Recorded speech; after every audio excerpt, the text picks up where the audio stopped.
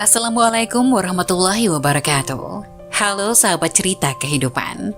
Apa kabar kalian semua? Syukur alhamdulillah kita bisa berjumpa lagi di channel ini. Salawat dan salam selalu tetap tercurah kepada junjungan kita, Nabi besar Muhammad SAW. Tidak lupa kami sampaikan salam sehat, salam sejahtera.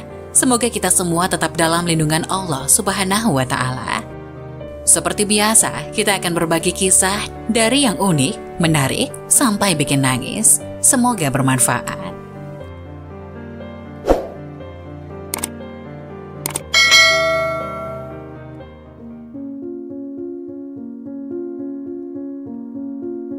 Wajib tahu, jangan tinggalkan dua surat yang dicontohkan Nabi Muhammad SAW saat sholat subuh setelah membaca Al-Fatihah. Sholat subuh dikategorikan sebagai ibadah yang berat, terutama bagi orang munafik. Karena waktu pelaksanaannya berat, maka hanya orang yang imannya kuat saja yang mampu mengerjakannya. Saat mengerjakan sholat subuh sama seperti sholat lainnya, wajib membaca surat Al-Fatihah. Selanjutnya dianjurkan untuk membaca ayat-ayat yang ada di dalam Al-Quran. Lantas surat apa sih yang sebenarnya dibaca saat sholat subuh bahkan jangan sampai tertinggal? Dikutip Bondowoso Network dari kanal YouTube Jamaah Nurul Qalbi, berikut ulasan selengkapnya mengenai surat yang dibaca ketika sholat subuh. Salah satu sunnah sholat yakni membaca surat yang ada di dalam kitab suci Al-Quran. Baik itu surat berupa ayat pendek maupun panjang diperbolehkan dengan tetap memperhatikan bacaannya. Ayat Al-Quran yang wajib dibaca yaitu surat Al-Fatihah baik dalam sholat wajib maupun sunnah. Adapun surat atau ayat Al-Quran yang dibaca setelah membaca Al-Fatihah ialah bebas. Sebagai pengetahuan, Al-Quran terdiri dari 114 surat dan 6.000 lebih ayat. Jadi, semuanya memiliki pilihan surat atau ayat yang melimpah untuk dibaca. Saat sholat setelah membaca Al-Fatihah, dianjurkan untuk membaca surat atau ayat dalam Al-Quran tersebut. Mulai dari surat-surat pendek yang ada dalam juz 30 alias juz amma. Akan tetapi ada dua ayat yang sering dibaca Rasulullah SAW ketika sholat subuh. Apa suratnya? Dari Qutbah bin Malik, beliau pernah berkata, ia pernah sholat subuh bersama Nabi SAW.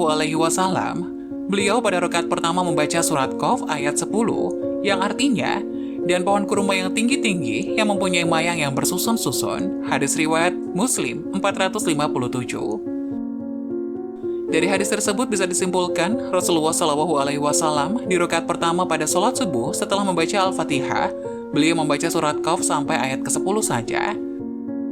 Isi surat Qaf ini intinya adalah untuk memperingatkan manusia tentang kejadian mereka dan mengingatkan tentang nikmat yang diberikan kepadanya.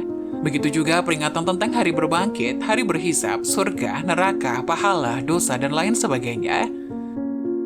Supaya kita semua ingat kepada Allah bahwasanya akan ada hari berbangkit, di mana manusia akan dibangkitkan dari kubur lalu dihisab semua amalannya, dan diberikan balasan sesuai dengan amalan perbuatannya semasa hidup di dunia.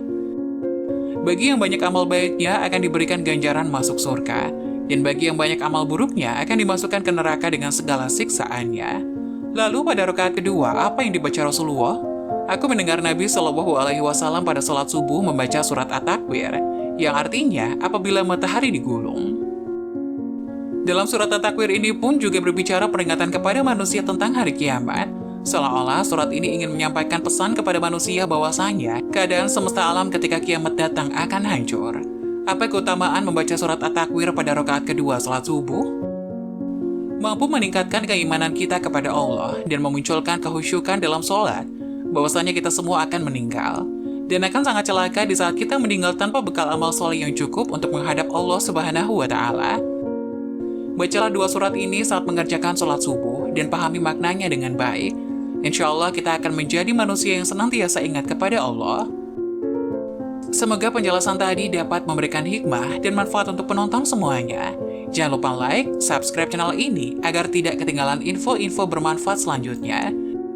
Sekian dari kami, terima kasih. Wassalamualaikum warahmatullahi wabarakatuh.